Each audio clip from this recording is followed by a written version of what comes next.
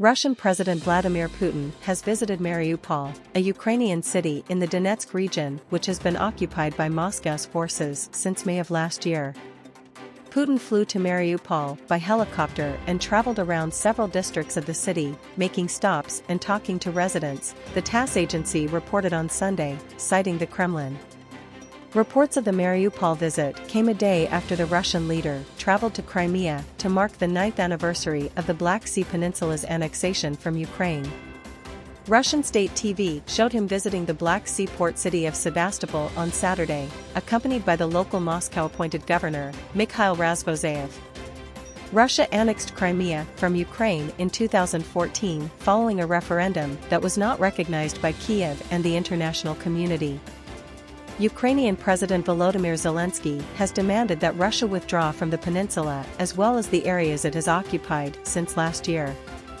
Putin's visit to Mariupol also comes after the International Criminal Court said on Friday it had issued an arrest warrant against him and accused him of the war crime of illegally deporting hundreds of children from Ukraine.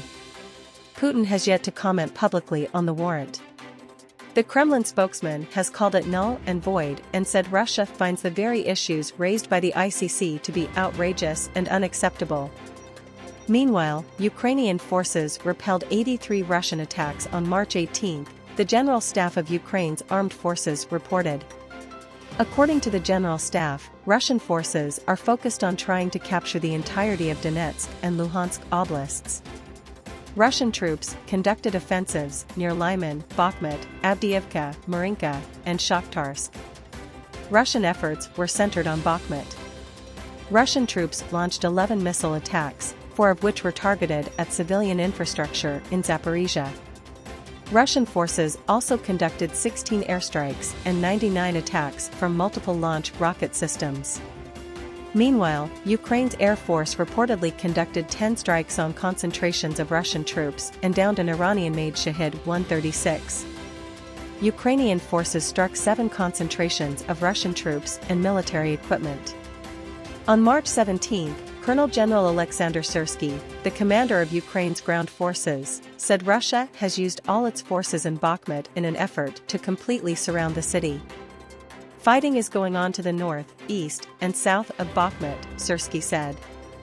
Russia's troops are suffering heavy casualties and, in some cases, retreating without making any significant gains. The U.S. has resumed deportations of Russians fleeing mobilization after putting them on pause when Vladimir Putin invaded Ukraine a year ago, according to a report. The Guardian reports that a Russian man, who fled the country to the U.S. after Mr. Putin announced a mobilization of citizens for the war in Ukraine, was abruptly deported back to Russia at the weekend.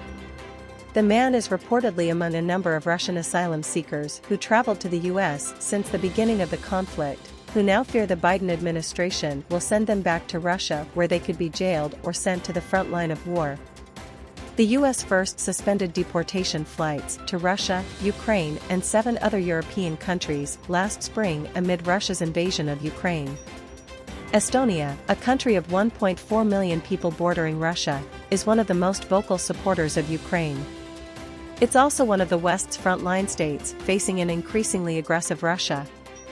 Before Russia launched its all-out war, Estonia was among the handful of countries that provided Ukraine with military aid, including anti-tank missiles and financial support.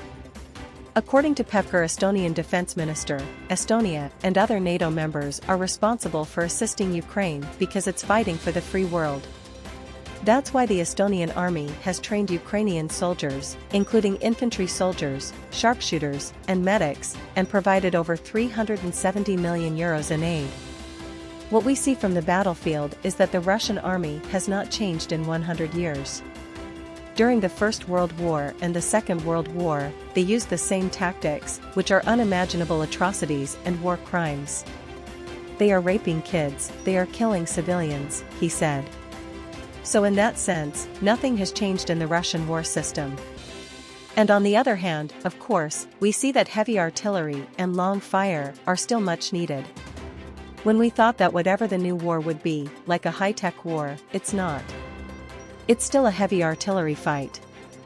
Estonia, home to around 300,000 Russian speakers, is also constantly on alert when it comes to combating Russian influence. We all understand that Russia is still capable of threatening NATO because they still have enough firepower, says Pevker. At least 6 civilians were wounded in the town of Konstantinivka after Russian forces shelled an area near the central market with cluster munitions, Donetsk Oblast Governor Pavlo Kirilenko reported on March 18. The attack, carried out using Uragan multiple rocket launchers, damaged 9 multi-story buildings, 10 houses, a school, a children's store, and a dozen cars and garages, according to the official. Earlier, Kirilenko reported a Russian cluster munition attack on the nearby city of Kramatorsk, in which he said at least 2 people were killed and 5 were wounded.